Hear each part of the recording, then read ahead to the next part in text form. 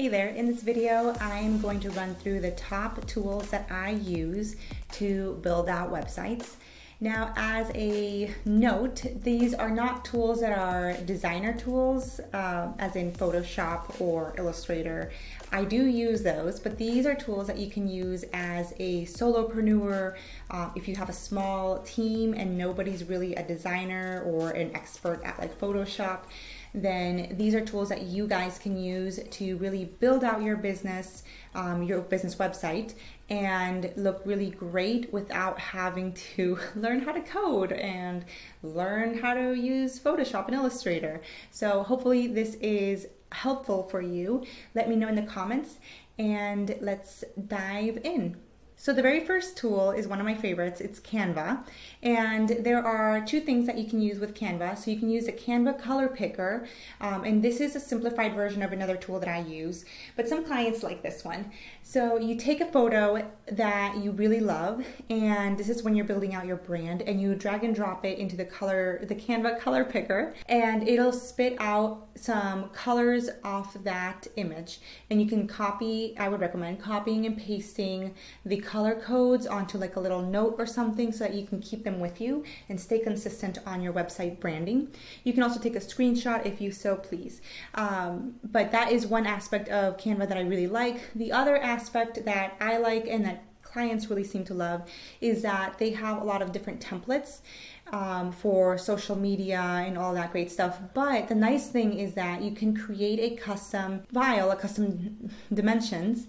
And with that, typically I will, for clients, create an 1800 pixel wide by about, depending, maybe like 1200 pixel wide, tall document, you could call it, within Canva.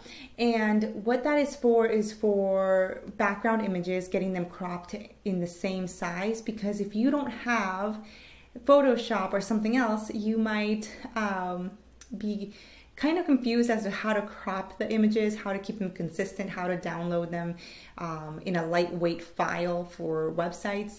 So what clients then do is pop in or upload all of their photos. So let's say it is time to change the top section of your homepage and you want a full width background image. You would go back to Canva and say, okay, which one of these templates is the background image? Click on it, open it up, upload these new images, either make them larger or make them fit the way you want into that cropped area, and then download them again and upload them to your website. One note, when I said make them bigger, it does not mean that a tiny image is going to look great on Canva. I had a client ask me, why does my image of this book not look great when I put it on Canva? It's because you downloaded it super tiny.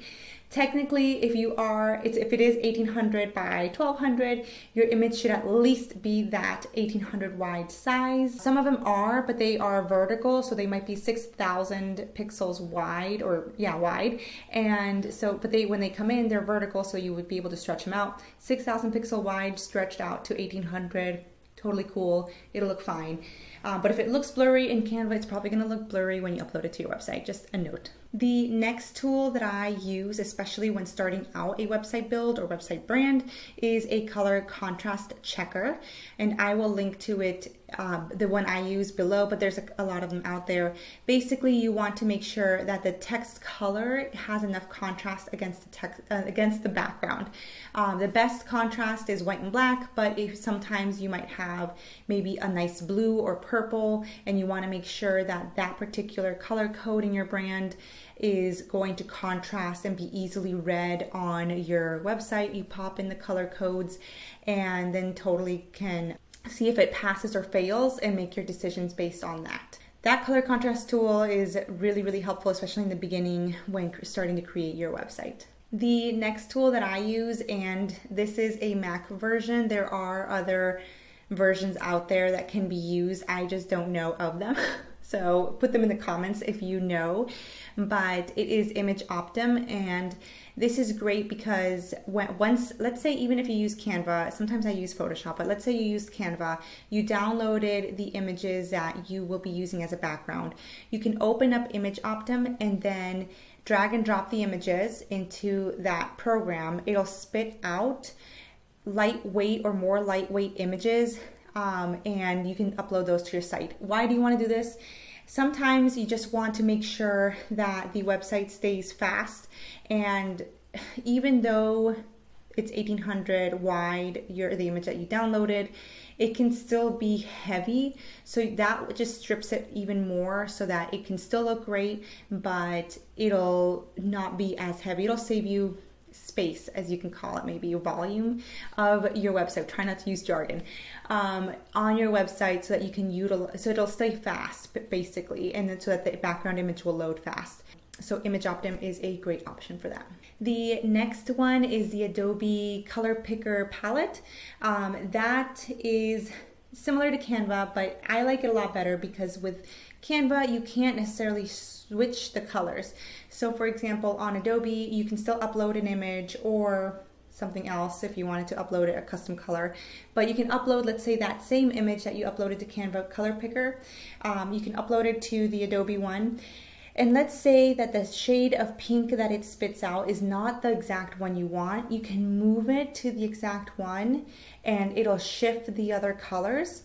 And you can also ask it to go from, let's say, for example, a monochromatic color scheme to complementary to tertiary, any of these different color combinations.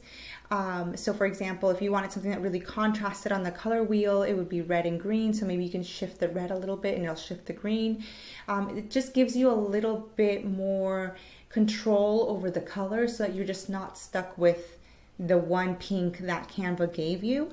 And then you can again copy and paste those color codes, even take a screenshot if you want, and use those for your brand. So this one's really, really great. You can use the Canva one, but I like using the Adobe one just because I am very controlling and like to mess with the colors. The last thing that you want to have when building out your website, the last tool, is a scratch paper or a sketch pad or a notebook and whatever writing utensil you choose. You can also do it if you have like an iPad or whatever you want to use, but it's basically a way to sketch out the layout of your website. You can use things like InVision app. There's a free version of it. I've used that before. There's a lot of ones out there, but basically you just need like a back of a napkin and a pen. And why? Because you need to make sure that you are sketching out the basic layout of a page before you create it. It's going to save you so much time. They don't even have to be pretty. I have like tons of them that are just really ugly, but it helps because it gets the idea out of your brain quickly onto a piece of paper, and then you can just, instead of text, you can just scribble and say headline goes here, and then scribbles below that can symbolize paragraphs. You can put like little quick bullet points in there. It can be this small, it can be this big, you can use a bulletin board, but whatever it is, it's just something to get the layout of the page out of your mind onto paper. And this is also great even if you're not creating your own website, but if you know that there is a way that you want this website to look and you're working with a designer, you want to make sure that they understand she wants a big image at the very top with a nice call to action button. And so you can more easily explain that by saying, here is my chicken scratch of a design plan. Can you make this happen? Because trust me, just an email chain of what you want is very confusing to a designer, and you won't always get it, what you were envisioning in your mind. So at least even if it's chicken scratch, you can still show it to them, scan it in, clean it up if you need to, and make your vision known. Make sure to check out roblessdesigns.com/checklist. That is where I have a downloadable checklist for you, if you're building out your website or if you've already built it out. You can basically use that checklist, go through it and say, yes, I did that. No, I didn't do that. Or yes, I was planning on doing that.